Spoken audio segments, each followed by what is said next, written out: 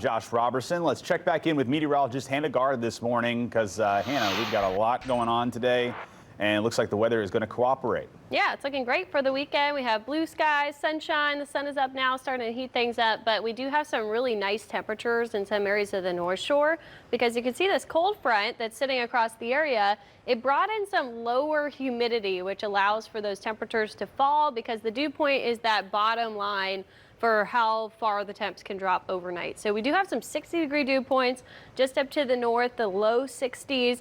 It's starting to fall on the South Shore too. You're starting to see those more brown colors sinking in. So it is going to feel a little bit better, but where we actually did see those low dew points for our lows this morning, we saw some 60s on the North Shore. Bay St. Louis 66 right now. Didn't quite get that on the South Shore because you can see the winds coming from the north are bringing that warm lake water into the city. So we still have low 80s starting off today, but the wind direction shift is going to bring in that lower humidity. So it's going to feel really nice today. It's dry through the weekend because in the upper levels, you see this clockwise spin to these darker colors and the clouds. That is high pressure that's in the upper levels of the atmosphere. It's going to suppress all the rain chances, and the storm activity that's up here across the plains moving into the Midwest is going to go around us. So no storm chances through the weekend. It's going to be really dry, but 96 degrees today, that could break our record high temperature set in 1980.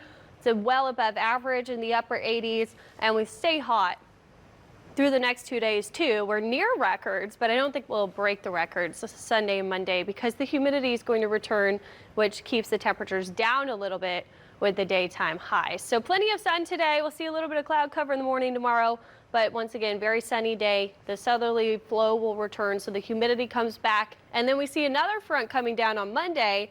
That's going to pop up some showers, maybe a storm or two throughout the day, but the coverage is still not going to be very high. It'll be really just some hit and miss shower activity. But this boundary is something to watch for because it's going to move offshore and then just kind of sit there through the rest of the week as we see low pressure developing in the upper levels and on the surface near the Gulf. So something to watch for, better rain chances, but it won't be quite as hot as we get into next week. We need to look at the upper levels first. We have that high pressure I was talking about. It's going to expand over parts of the desert Southwest and the plains, and look at this cutoff low that comes down over the Gulf. When we have high pressure building over these cutoff low pressure systems, we have to start to watch for surface lows forming because this is the upper air, and typically where those will form is on the eastern side of the upper level low. So that means near Florida, we'll watch for a surface low pressure system forming, and this plume of tropical moisture that's going to be developing over the Caribbean is going to get lifted northward by that low pressure system. So this is going to be widespread rainfall and tropical moisture for Florida, extending even farther to the west. So we're kind of on the cusp of, if this does push a little bit westward by the late week, we could see some more rainfall chances. So something to watch for, the placement of that.